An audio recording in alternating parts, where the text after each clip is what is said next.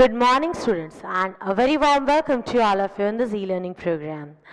In today's session, again, we are going to do a quick recap to chapter number 3, that is gravitation of physics. Let us have a quick look at whole of the chapter.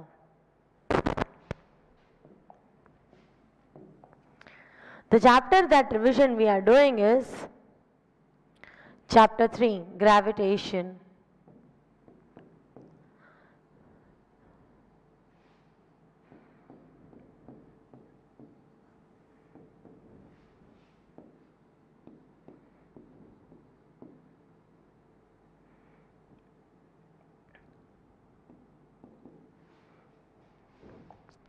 First of all, what we started with the concept that Newton had seen the apple falling down, and here it is. He changed the whole of the physics and made very important law that is called as the law of gravitation. It is also called as universal law of gravitation. What is the law now? The law states that every object in the universe attracts every other object with some force. This force is directly proportional to the product of the mass and inversely proportional to the square of the distance between them. Once again, the whole of the law.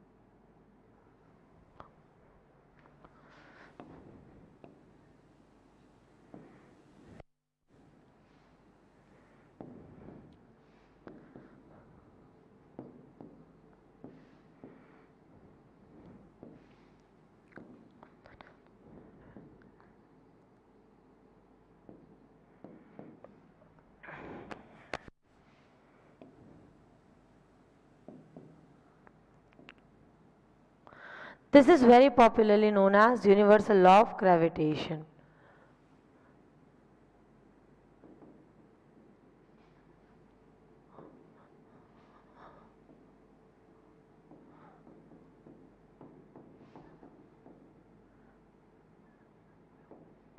Okay, so what is the universal law of gravitation? Every object in the universe attracts every other object with some force. This force is directly proportional to the product of the mass and inversely proportional to the square of the distance between them. Let us have a look at whatever portion can be done from here now. As per given, suppose that there are two objects.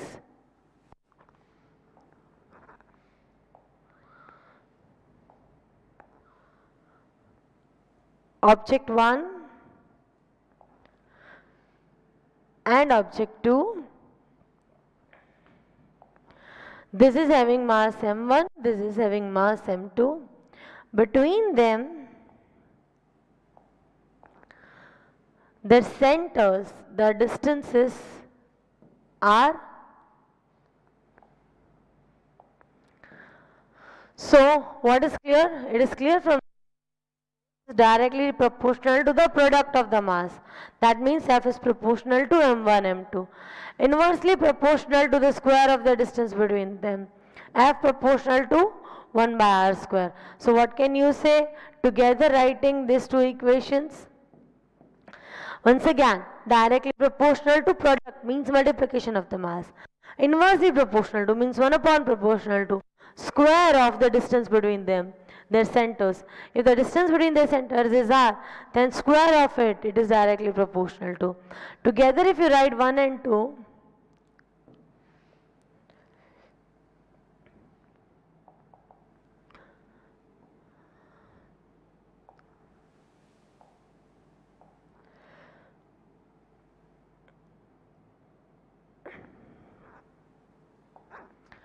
together writing 1 and 2,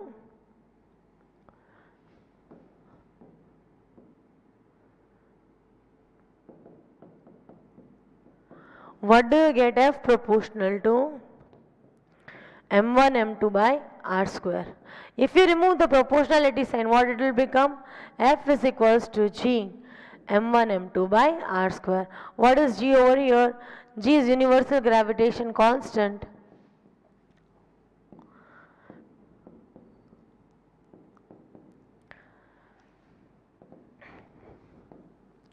whose value is fixed 6.673 into 10 raised to minus 11 Newton meter square per kilogram square. How does this value came now? It was Henry Cavendish who measured the value of capital G, and coming to the unit, how did the unit came into existence? We know that F is equals to what? Right now we derived G m1 m2 by r square. So what will be G equal to? It will be this F into r square upon m1 m2. What is the unit of F? What is the unit of F? Newton. Unit of radius, it will be distance, so meters square. M1 and M2, kilogram into kilogram, that is kilogram square. So its unit is Newton meter square per kilogram square, that is the unit of capital G. Okay, so this is how the unit of capital G can also be derived, and its value was given by Henry Cavendish. One of the very important formula, one of the very important statement. It was Henry Cavendish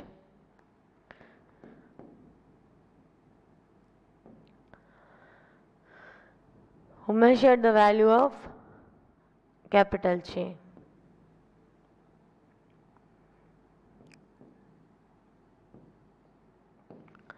Okay, so this is about the whole universal law of gravitation.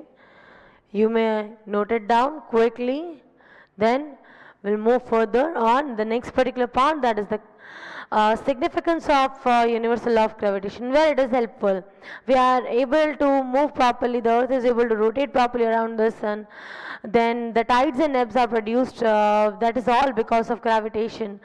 It is just like a boon for us. This gravitational force is having its own impact, and that is only the significance of the universal law of gravitation. Okay, note down this, then we'll move further on the Kepler's 3 law of planetary motion. Quick.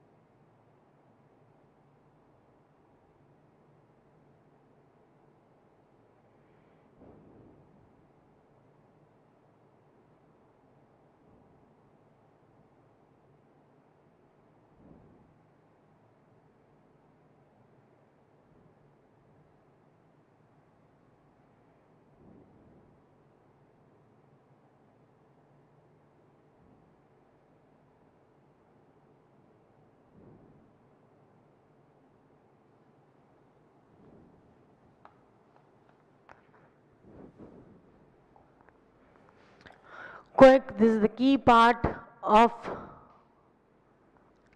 the law.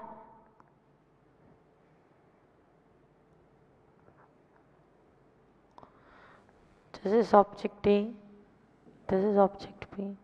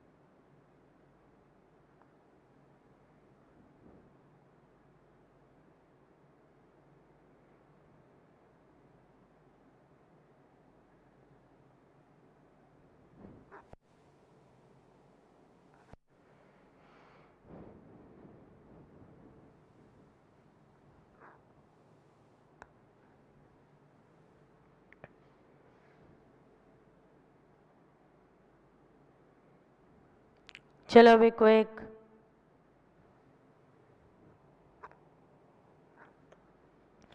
The next part, that is Kepler's law of planetary motion.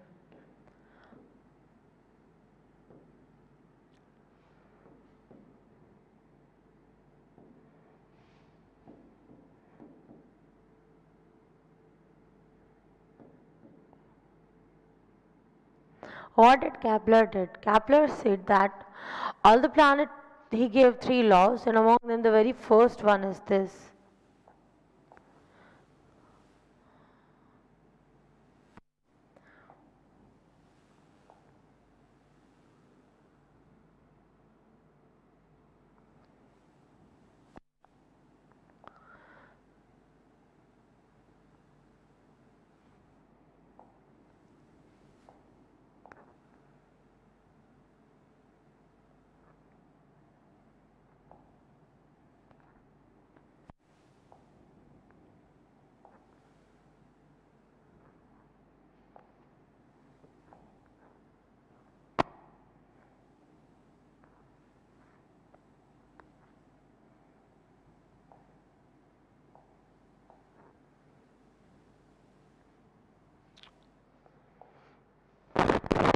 This is the Kepler's first law of planetary motion.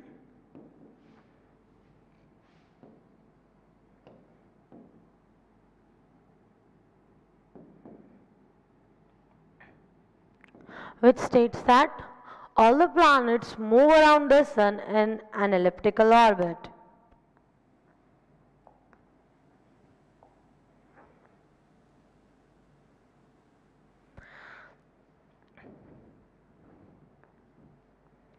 This is sun, this is planet. All the planets move around the sun in an elliptical orbit with sun at one of its focus. That is the Kepler's first law of planetary motion.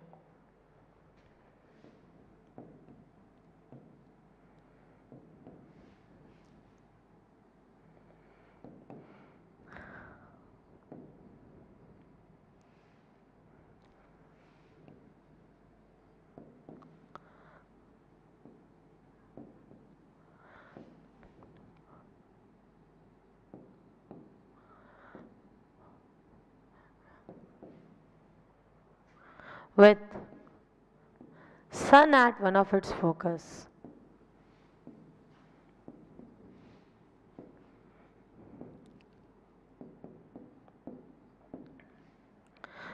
Yes, this is the Kepler's first law of planetary motion. Now, coming to the second law.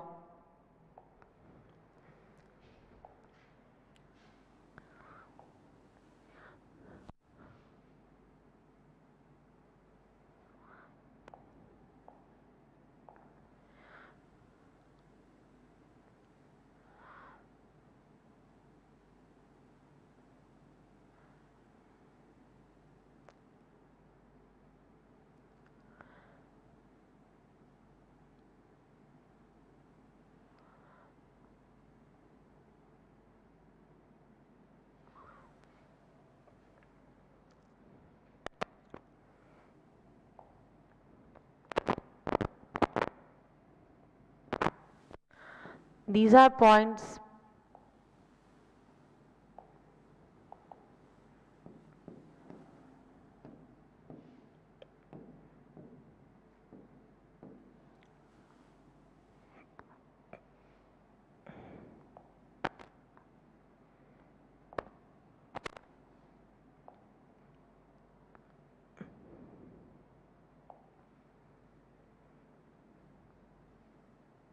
Now, what can we see from here? It can we see from here? This is the Kepler's second law first of all.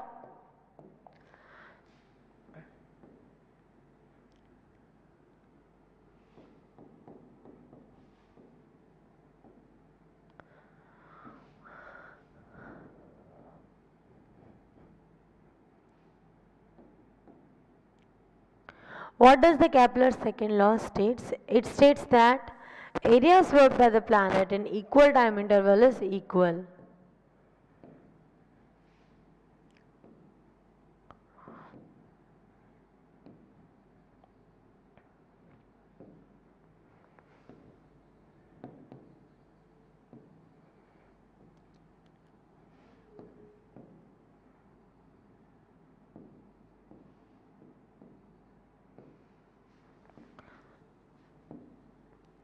That means that we can say that area of OP1, P2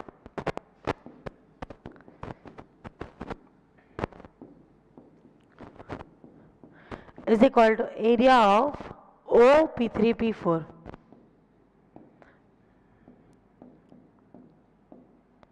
Okay, this we are talking about. This one, area of this will be equal to area of this. That is, area swept by the planet in equal time interval is equal. If it is covering this much portion over here and in some particular fixed amount of time, and the similar portion it is covering for this portion, then these two areas will be equal.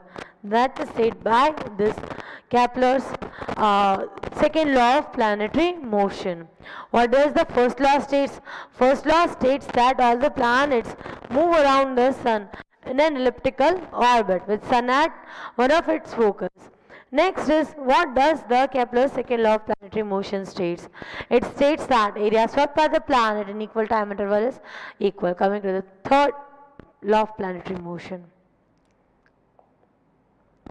Kepler's third law of planetary motion.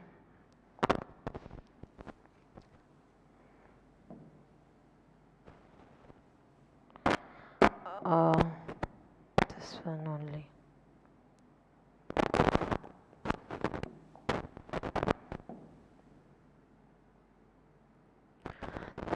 Now,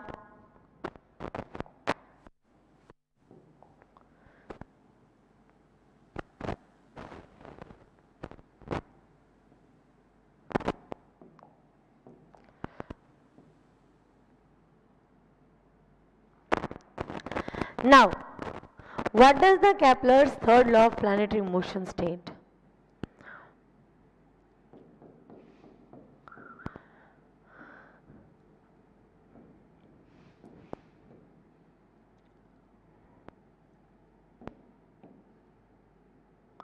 The Kepler's third law of planetary motion states that cube of the square of the periodic time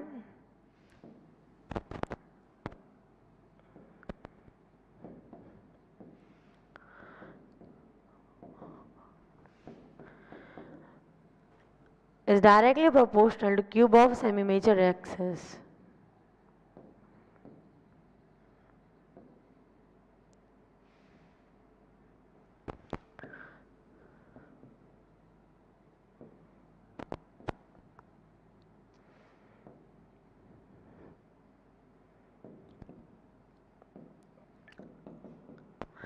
The square of the periodic time, suppose time taken by to complete the whole of the revolution is say t.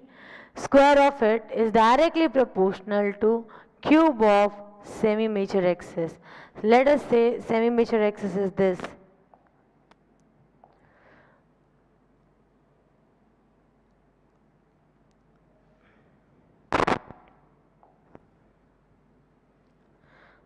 Okay. This is R, and the time taken to complete whole revolution is say t. Its periodic time is t. So square of the periodic time is directly proportional to cube of semi-major axis. This is the Kepler's third law of planetary motion. Again coming in class 11, and so it's a very important part. Okay, once again, Kepler's first law of planetary motion. It states that all the planets move around the sun in an elliptical orbit with sun at one of its focus. Note it, first law. Quick.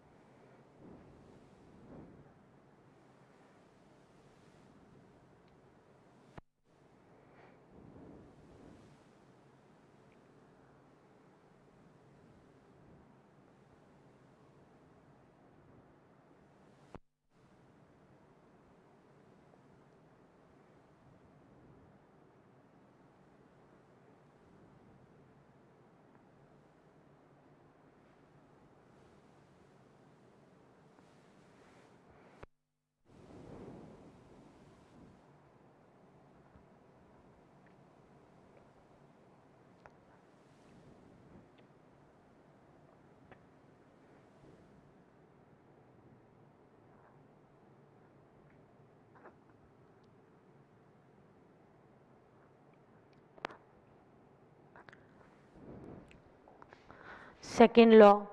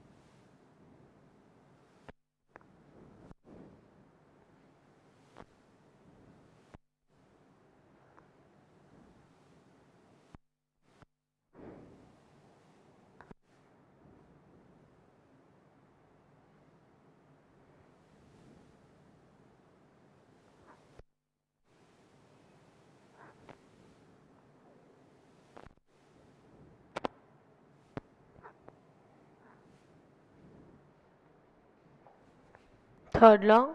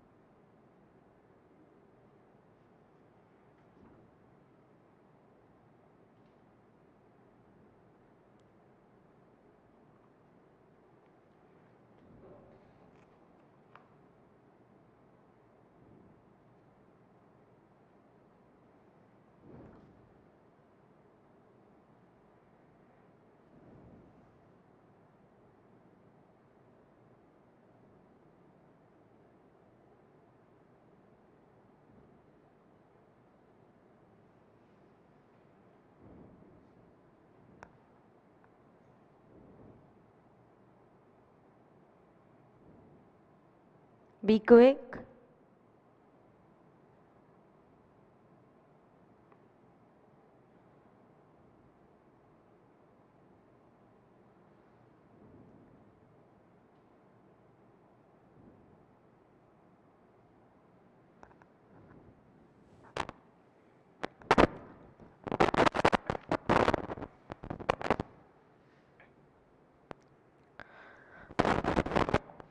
The next concept is how the centripetal force is responsible, and how can we derive Newton's law of gravitation from Kepler's third law of planetary motion.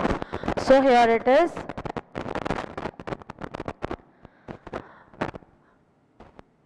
From Kepler's third law of planetary motion,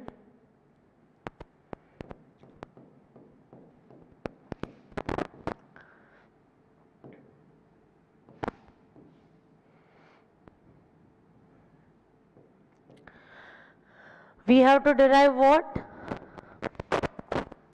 We have to derive the law of gravitation. This is what we have to do. Now how can that be done? Yes, that can be done with the help of a very small concept.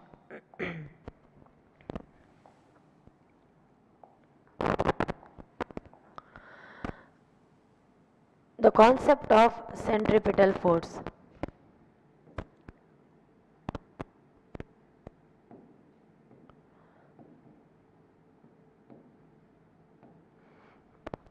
Whenever the object is moving,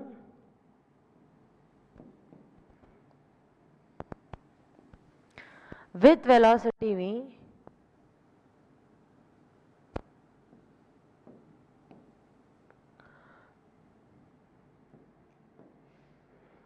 even at the center, there is some kind of force that is acting.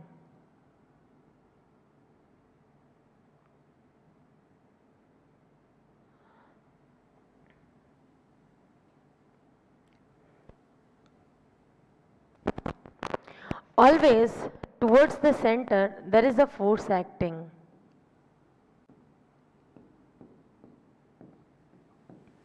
Okay, everything whenever it is moving on a circular orbit, center will try to attract it towards itself, and that is called as centripetal force. And centripetal force, if it is denoted by F, then F is equal to mv square upon r. What is the v? It is the velocity of the particular object which is moving. M is the mass of the object and r is the radius of the center around which the object is moving. So this is how whenever any object is moving around any particular object in a circular path, then at that time which force is coming into existence is this centripetal force, that is attracting towards the center, and its formula is this: F is equals to mv square by r. Now by using this particular concept we are going to derive the law of gravitation. We know that as per centripetal force,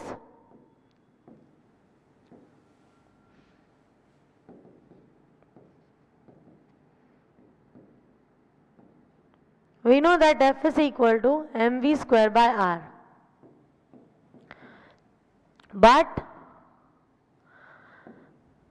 for complete rotation, okay, what will be v equal to 2 pi r by. Yes, so what will be, but v is this, so putting v in the equation,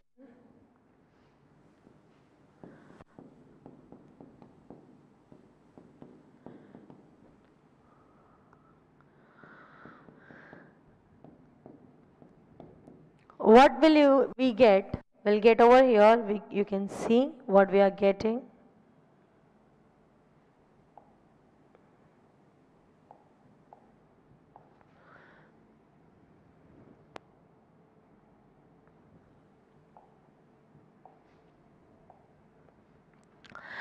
We are putting over here f is equal to m into, instead of v, what are we going to keep? 2 pi r by t. 2 pi r by t, the whole square, and 1 r over here. So what will remain over here? M into 4 pi square r square upon t square and 1 r. Okay. 1 r will get cancelled out over here and 1 will go away. So what will remain? M into 4 into pi square into r upon t square. Now what does the Kepler's second law of planetary motion, third law of planetary motion say? As per third law of planetary motion,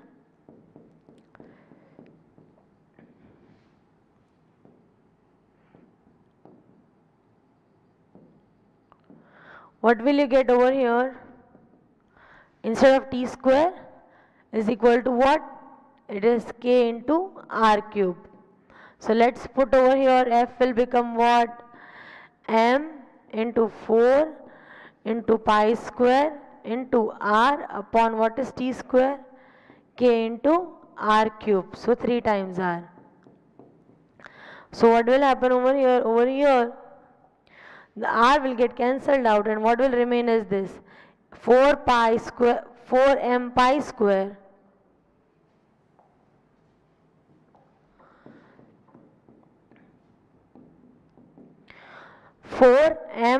pi square upon k into r square. Here we can see that this whole part is a constant part. This much is a constant. Because this much is constant, what can I say? We can say that f is proportional to r square. So here it is. The derivation of the Kepler's, by using the Kepler's third law of planetary motion, we derived the Newton's law of gravitation. Okay, so I hope it's clear. Now it's time for you to note down the concept of centripetal force first, and after doing centripetal force you have to note down the next particular part. Okay, so quickly note it.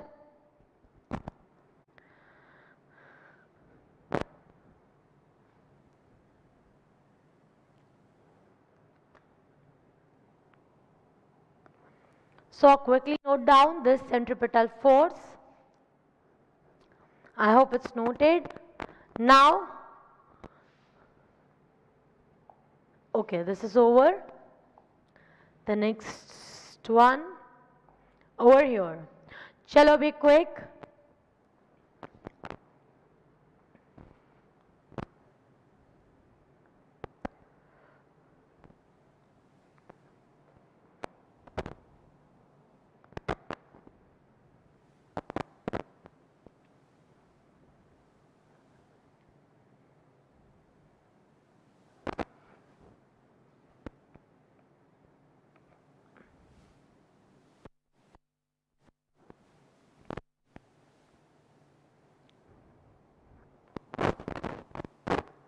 Quickly note down all the content.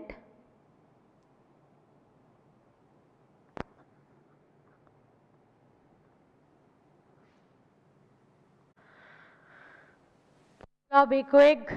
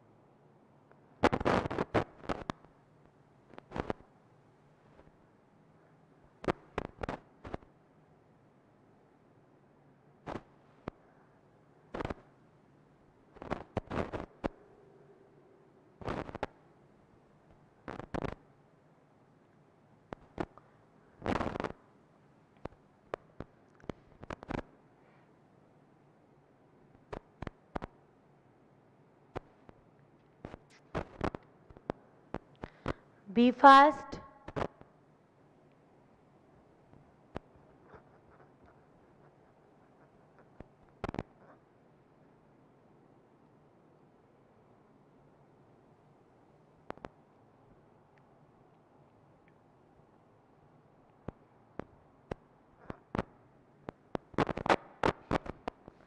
Now the next concept, which is of free fall.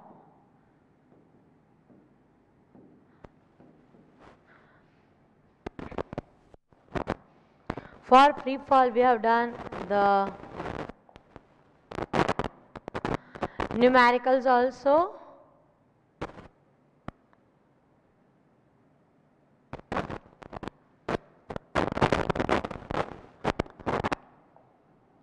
Assume that a body is allowed to fall of mass m, is allowed to fall freely from height h. Then first of all, what are the equations of motion?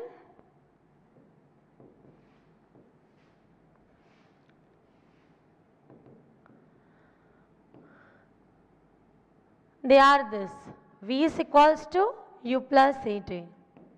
Then S is equal to Ut plus half At square, and V square minus U square is equal to 2As. For free fall, what it will become? For free fall,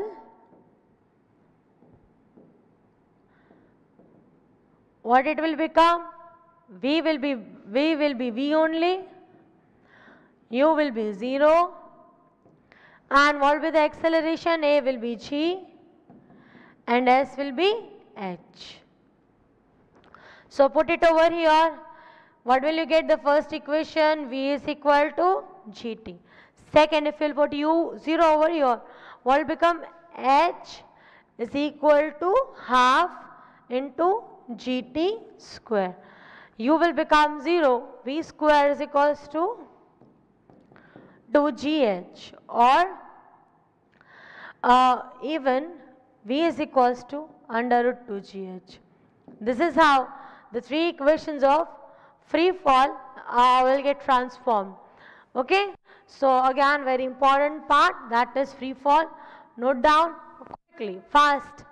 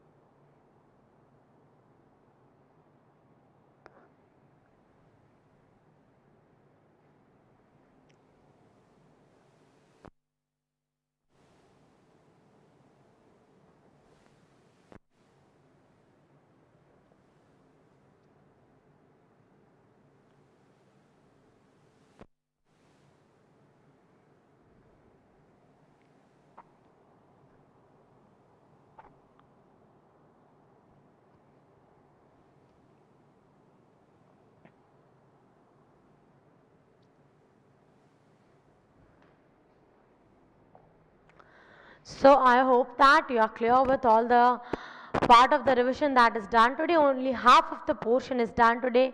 The rest half will be done in the next particular lecture, because this is the lesson which needs more amount of practice. Okay, once again have a look whatever part we did. We started with this universal law of gravitation. Every object in the universe is attracting every other object with some force. This force is directly proportional to the product of the mass and inversely proportional to the square of the distance between them. And here it is F proportional to m1 m2, F proportional to 1 by r square. Together if you write, it will become F proportional to m1 m2 by r square. So F is equals to g m1 m2 by r square. And what is g? Universal gravitational constant. Its value is fixed in whole of the universe, and that is this 6.673 into 10 raised to minus 11 Newton meter square per kilogram square. And this is how its unit is coming, and it was Henry Cavendish who firstly stated this value. Then we did this Kepler's law of planetary motion, which is a concept which is coming in class 11, which states that all the planets are moving around the sun in an elliptical orbit with sun at one of its focus. Then the next particular part which we did was this, the second law of motion, that is area swept by the planet in equal time interval is equal, that is area of OP1 P2 is equals to area of OP P4. Then the Kepler's third law of planetary motion, what does it state? It states that square of the periodic time is directly proportional to the cube of semi-major axis. Then we had the derivation, that is this F proportional to 1 by r square by using the concept of Kepler's third law of planetary motion. Okay, and the last part was this free fall derivation. Free fall math, three equations are there, which are those: v is equals to gt and to half gt square and v is equals to under root 2 gt. So these are the three things that so that's all. Thank you so much and have a very good day all of you. Bye bye.